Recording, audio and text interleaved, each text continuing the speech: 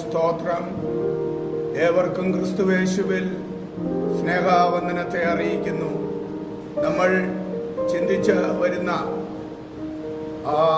തുടർന്നുള്ള കാര്യങ്ങളെക്കുറിച്ച് ഇസ്രായേലിനോടുള്ള ബന്ധത്തിൽ നമ്മൾ ചിന്തിക്കുമ്പോൾ നെബൂഖദ്നേസറിന്റെ കാലശേഷം എവിൻ മോരേദക്ക് സാമ്രാട്ടായി മാറിയത് നമുക്ക് കാണുവാൻ കഴിയും.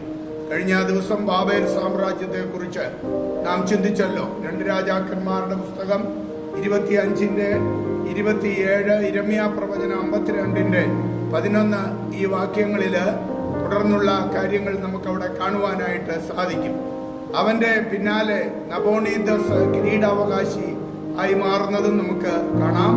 എന്നാൽ അവന്റെ മകനായ ബെൽഷസറാണ് റീജന്റായി ഭരണം നടത്തിയിരുന്നത് എന്നും നമുക്ക് മനസ്സിലാക്കാവുന്നതാണ്.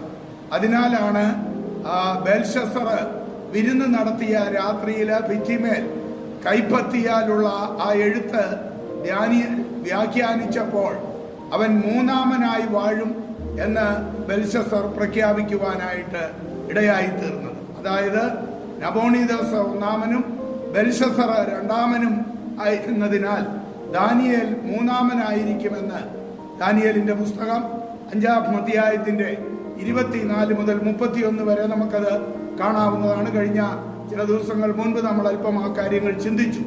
BC 538 കോരേഷിന്റെയും ദാരിയാവേഷിന്റെയും സൈന്യങ്ങൾ ബാബിലോൺ പട്ടണം പിടിക്കുകയും ബെൽഷസർ കൊല്ലപ്പെടുകയും അങ്ങനെ ബാബേൽ സാമ്രാജ്യ വാഴ്ച അവസാനിക്കുകയും ചെയ്തതായിട്ടാണ് നമുക്ക് മനസ്സിലാക്കുവാനായിട്ട് കഴിയുന്നത്.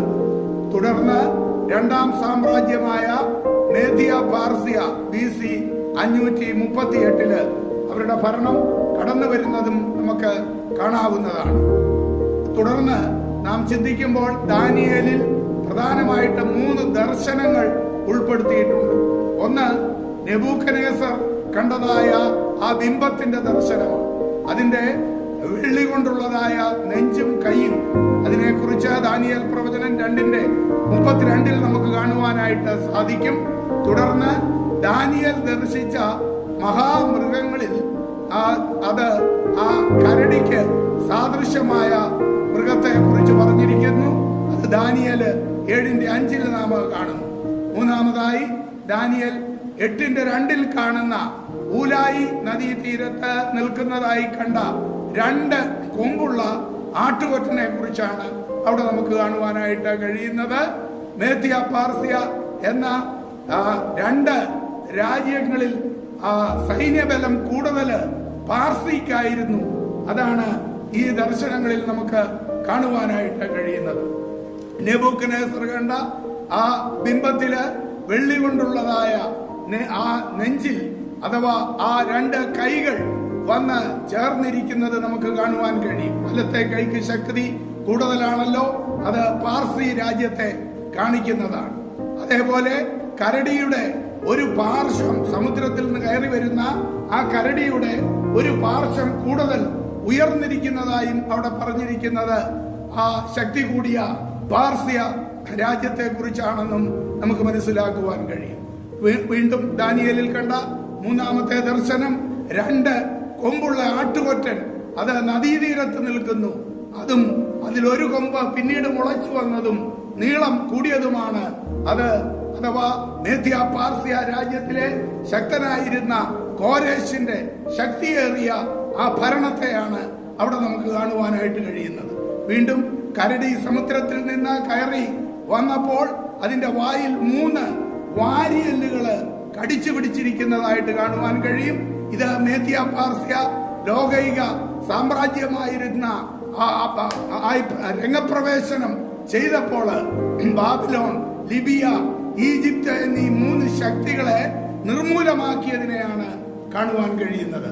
ചുരുക്കി പറഞ്ഞാൽ തങ്കം കൊണ്ടുള്ള ആ ബാബേൽ സാമ്രാജ്യത്തെ കീഴടക്കിക്കൊണ്ട് മേദ്യ പാർസ്യ രാജ്യം രംഗപ്രവേശനം ചെയ്തു. എന്നാൽ തങ്കത്തേക്കാൾ ശോഭ കുറച്ച് കുറവാണല്ലോ വെള്ളിക്ക്. അങ്ങനെ BC 538 രംഗപ്രവേശനം ചെയ്ത മേദ്യ പാർസ്യ എന്ന 2 ശക്തികളിൽ ശക്തിയേറിയ പാർസ്യ രാജ്യത്തിന്റെ ശക്തി നമുക്ക് കാണുവാൻ കഴിയും. മേത്യരുടെയും പാർസികളുടെയും നിയമമനുസരിച്ചാണ് അന്ന് രാജാവ് ഭരണം നടത്തിയിരുന്നത് എന്നും നമുക്ക് ദൈവവചനത്തിൽ കാണുവാനായിട്ട് കഴിയുന്ന യാഥാർത്ഥ്യമാണ്. ചുരുക്കി പറഞ്ഞാൽ ആ ഭരണകൂടവും ചരിത്രത്തിൽ നീക്കപ്പെട്ടു പോയി എന്നുള്ളത് നമുക്ക് ഈ ദർശനങ്ങളിൽ കാണുവാനായിട്ട് കഴിയും. കഴിഞ്ഞ ദിവസങ്ങളിൽ സൂചിപ്പിച്ചതുപോലെ ഇരുമ്പും കളിമണ്ണും കൊണ്ടുള്ളതായ ഭരണത്തിലാണ് നാം ഇപ്പോൾ നിൽക്കുന്നത്. ഇത് എത്രയും വേഗം തകരും. കർത്താവ് തന്നെ രാജ്യം സ്ഥാപിക്കുമെന്ന് ഈ 4 സാമ്രാജ്യങ്ങളുടെ ഭരണ ചരിത്രത്തിലും മുൻപ് കൂട്ടി പരിശുദ്ധാത്മാവ് രേഖപ്പെടുത്തിയത് ഇന്ന് അക്ഷരം പ്രതി നിറവേറാൻ പോകുന്നു. അടുത്ത ദിനങ്ങളിൽ നമുക്ക് വീണ്ടും അതിനോടുള്ള ബന്ധത്തിൽ ചിന്തിക്കാം. അതേ കർത്താവ് ഏവരെയും അനുഗ്രഹിക്കുമാറാകട്ടെ. ആമേൻ.